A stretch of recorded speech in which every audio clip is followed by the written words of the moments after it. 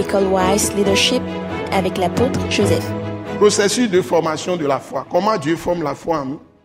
Et il nous fait d'abord accéder à la foi pour recevoir le salut. Mais comment maintenant Dieu va faire une formation de toi dans la foi, comment tu peux marcher dans la foi, persévérer dans la foi, grandir dans la foi. Comment il forme, il te forme. Et ta foi va devenir foi vraiment solide.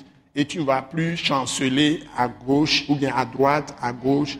Tu seras stable, fort ou forte dans la foi. Tu vas avancer dans la foi avec assurance.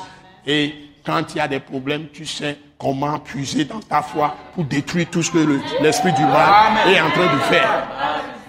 Moi, je vais prendre des tests simples pour vous montrer les astuces.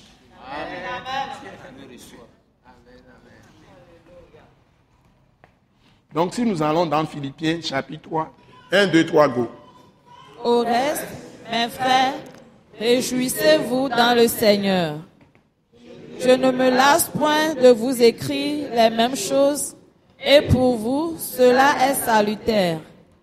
Prenez garde aux chiens, prenez garde aux mauvais ouvriers, prenez garde aux faux circoncis. Car les circoncis, c'est nous qui rendons à Dieu notre culte par l'Esprit de Dieu, qui nous glorifions en Jésus-Christ et qui ne mettons point notre confiance en la chair. Bon, voilà. Déjà, on vous le dit. Comment Dieu forme la foi en nous? Pour que la foi soit la foi de Dieu, Dieu commence déjà à nous dire des choses précieuses. C'est lui qui donne la foi comme don. Tu es sauvé. Tu crois, tu reçois Jésus par la foi. Il suffit d'écouter la parole de Christ. Dieu annonce que Jésus est mort pour vos péchés. Il est ressuscité des morts. Et c'est par sa résurrection que Dieu vous justifie maintenant. Il vous pardonne, par sa mort, il vous pardonne tous vos péchés. Mais par sa résurrection, il vous a justifié. Ça veut dire qu'il ne voit plus du tout de péché sur vous. Dieu vous déclare justice de Dieu. C'est-à-dire que c'est comme vous n'avez jamais péché. Et vous accepte dans son royaume. Mais cet exercice, vous ne vous efforcez pas vous-même de le faire. Il suffit que vous écoutez la parole. Dieu même plante la foi en vous. Donc si vous êtes dans des milieux où on médite ces tests qui montrent le fini de rédemption de Jésus, qu'il est mort pour que vous soyez totalement délivrés, avoir la vie éternelle parce que vous êtes pardonnés, lavés par le sang de Jésus, tout ça. C'est fini. Vous êtes sauvés pour de bon. Dieu même fait le travail en vous par son esprit. Et ici, on est en train de souligner des choses clés. Pour qu'il y ait la foi, écoutez bien. La Bible nous dit, dans le verset 1, au reste, il a écrit beaucoup de choses. Nous n'avons pas pris le premier chapitre, ni le deuxième chapitre. Nous sommes au troisième chapitre. On peut dire en résumé. Mes frères, réjouissez-vous dans le Seigneur. Ça est dans le Seigneur Jésus-Christ. Si tu fais de Jésus ta joie, quand tu entends, on parle de lui, et tu considères cette parole de Jésus, cette histoire de Jésus, dans ces 3 versets, on te dit de te réjouir dans le Seigneur. Ça veut dire que Jésus doit être ta joie. Ça veut dire que tu mets toute ta confiance en lui. Comment il peut être ta joie? Comment ta femme peut être ta joie si la femme te fait du mal? Ou bien tu es un mari cruel, il va faire ta joie. Hein? Ça veut dire, ici, ça veut dire que tu considères que le Seigneur Jésus est sa joie. Ça veut dire, je parle pour tout le monde.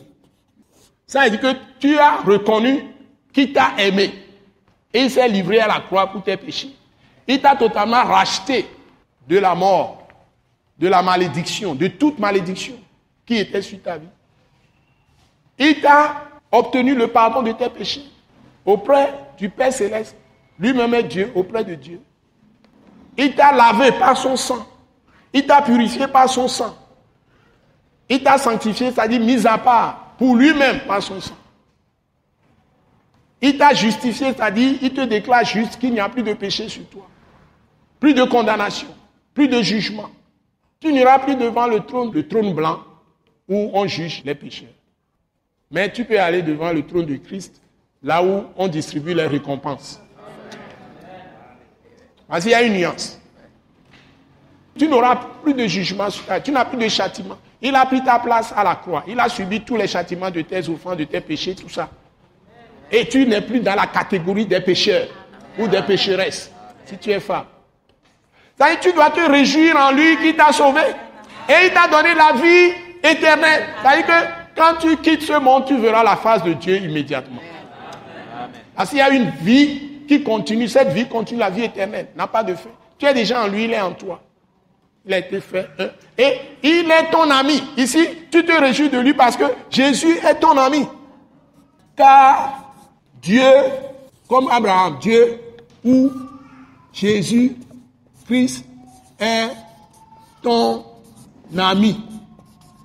Il te cherche toujours du bien, il te fait toujours du bien, jamais du mal. Et il a porté déjà tous tes fardeaux et chaque fois, chaque jour, tu es en lui, il est en toi, il est prêt à tout faire pour toi. Si tu comprends ça comme ça, et c'est ça ta mentalité, ça veut dire que tu as renouvelé ton intelligence. Tu as la foi. Amen. Ce qui veut dire que toute situation difficile qui arrive dans ta vie, tu sais que tu es un ami chez qui tu peux chercher le secours. Et c'est lui qui te délivre de toute détresse. Amen.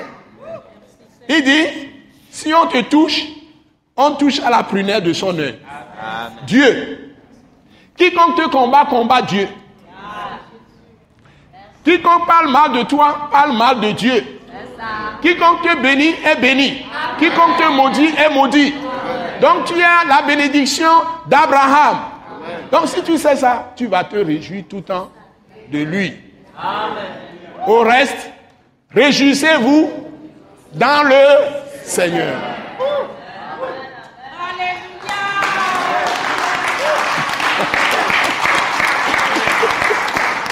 Alléluia. Celui qui se comporte comme ça, on le regarde, il n'aura jamais le visage renfrogné. Il ne sera jamais triste. Quel que soit le problème que la personne traverse, il va triompher. Parce que Jésus est ta victoire. Amen, amen, amen, amen. Alléluia. Ça dit que dans la maison, il n'y aura que joie dans la maison. Dans l'église, joie dans l'église. Tu vas au bureau là, tu as toujours le sourire. Amen, amen.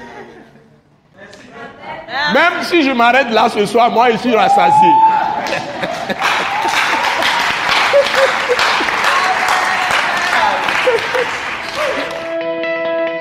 Ce message de l'apôtre Joseph Kodouak Bemehin vous est présenté par le mouvement de réveil et d'évangélisation, Action toute âme pour Christ international, Attaque internationale. Pour plus d'informations et pour écouter d'autres puissants messages, merci de nous contacter au numéro indicatif 228 90 04 46 70 ou de visiter le site web atacinternational.org. Soyez bénis en Jésus-Christ.